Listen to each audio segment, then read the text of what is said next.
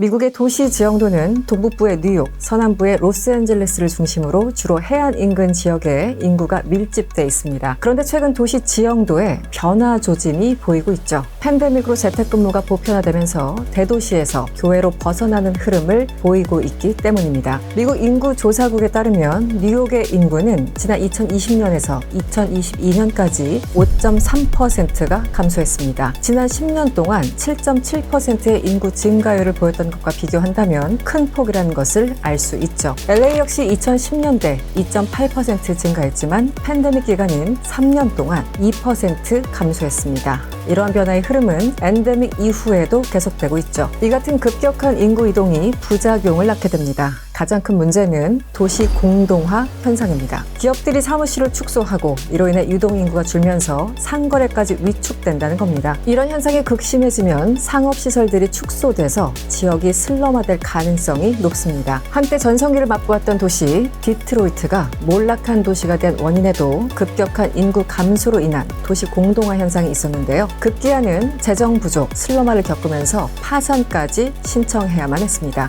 그렇다면 자동차 산업의 메카였던 이 도시에는 과연 어떤 일이 있었던 걸까요? 안녕하세요. 저는 이승원이고요. 오늘은 디트로이트에 대해서 조금 더 가까이 들여다보겠습니다.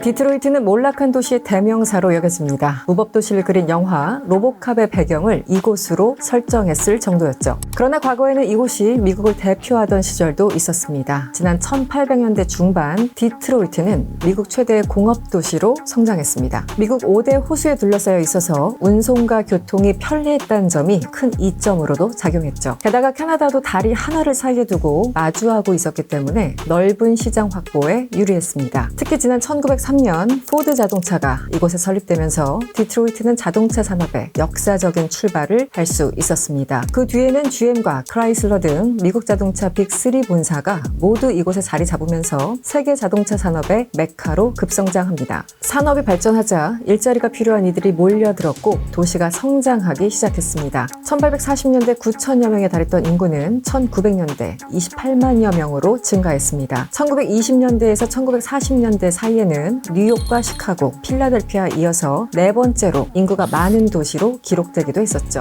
경제 문화의 중심지로 급성장해 전성기를 누렸던 1950년대에는 인구가 무려 185만 명으로 대폭 증가했습니다. 이때 자동차의 도시를 의미하는 모터시티, 모타운이라는 별명과 스포츠 강팀이 많아 챔피언의 도시라는 별명도 얻었습니다. 하지만 1950년대 이후부터 도시가 흔들리기 시작합니다. 산업과 인구 구성에 변화가 생겼기 때문이죠.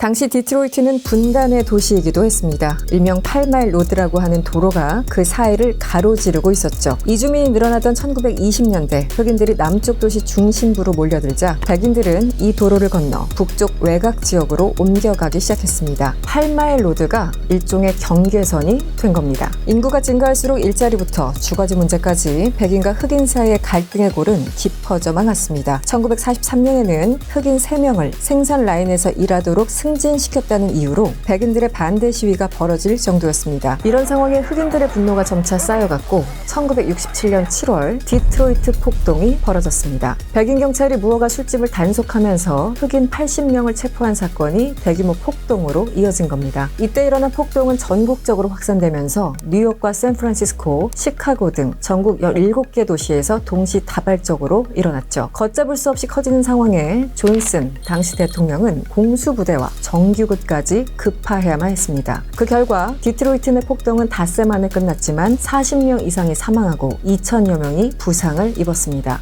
이후 디트로이트의 백인들은 더욱 외곽으로 가거나 아예 도시를 떠나는 이들이 늘어나기 시작합니다. 1950년대부터 1970년대 사이 33만 명에 가까운 인구가 디트로이트를 떠났죠. 인구가 줄었다는 건 세수가 줄었다는 것이고 더불어 떠난 인구의 대부분이 백인 부유층과 중산층이었다는 점이 가장 큰 문제였습니다. 설상가상 1973년 오일 쇼크로 유가가 급등하면서 디트로이트에서 생산하는 대형 자동차에 대한 수요가 감소했고 연비가 좋고 저렴했던 일본 자동차의 점유율이 급격히 늘어났습니다. 이런 상황에 시 정부 정부는 이주민들을 늘리겠다는 목적으로 건설 사업에 투자하는 등 도심 재개발 사업에 적극적으로 나서기 시작합니다. 하지만 2008년 글로벌 금융위기로 정책은 실패로 돌아갔고 도시는 활기를 잃어갔습니다.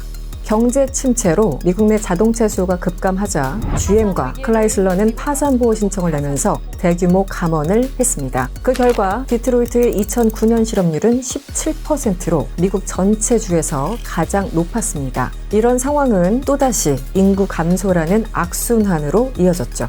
당시 디트로이트의 인구는 2010년대 70만 명까지 줄었고 빈집만 7만 8천 채가 쌓여갔습니다. 세금을 낼 수 있는 시민들이 떠나자 시의 재정이 바닥났고 도시는 슬럼화되는 악순환이 반복됐습니다. 치안 유지가 어려운 도시에서 빈집은 마약 판매상들의 거래 장소로 이용되는 등 범죄를 키우는 토양이 됐죠. 이 결과 2012년 강력 범죄율은 미국 평균의 무려 5배까지 뛰어 올랐습니다. 이런 상황에 디트로이트는 4년 연속 미국에서 가장 위험한 도시 1위, 2013년에는 포브스가 선정한 미국에서 가장 비참한 도시 1위로 선정되는 불명예를 안아야만 했습니다.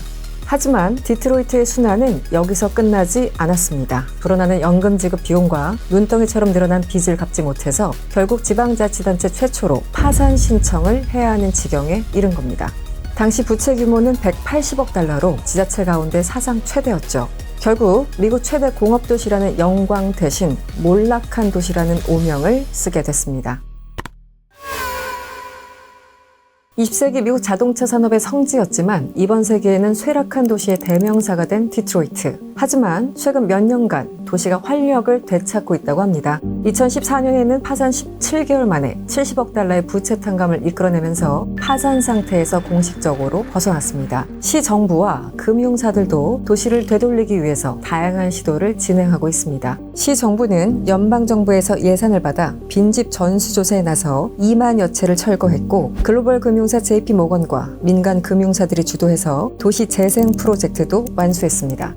디트로이트 시사나 경제개발기구는 디트로이트 is on the rise라는 구호를 내걸고 도시 부활을 지원하고 있는데요. 젊은 사람들이 즐길 수 있는 스포츠 경기장 등 시설을 만들고 구글과 아마존 등 혁신 기업을 유치하는 방식으로 도시 활성화를 꾀하기 위해서죠. 사업의 결과는 수치로도 확인할 수 있었습니다. 하버드대학 연구팀은 디트로이트에서 방치된 건물을 제거한 뒤에 총기로 인한 살인, 부상 등 강력 범죄가 11%나 감소했다고 밝혔습니다.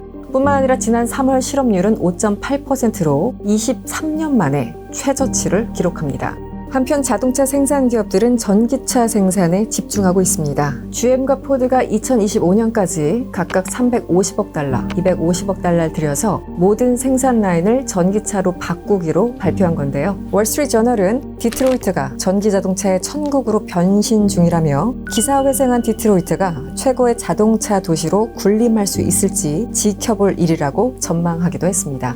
다시 활기를 찾기 시작한 디트로이트. 일각에서는 중심과 외곽의 빈부격차는 아직 좁혀지지 않고 있다고 지적합니다. 개발에 따른 부가 오직 부자들에게만 돌아갈 것이라는 우려도 없지 않습니다. 한편 인구 증가율도 역시 크지 않은 상황이죠. 때문에 도시 회복은 좀 더 시간이 걸릴 듯 한데요. 과연 디트로이트는 과거의 명성을 되찾을 수 있을까요? 월드클로즈업 이승원이었습니다.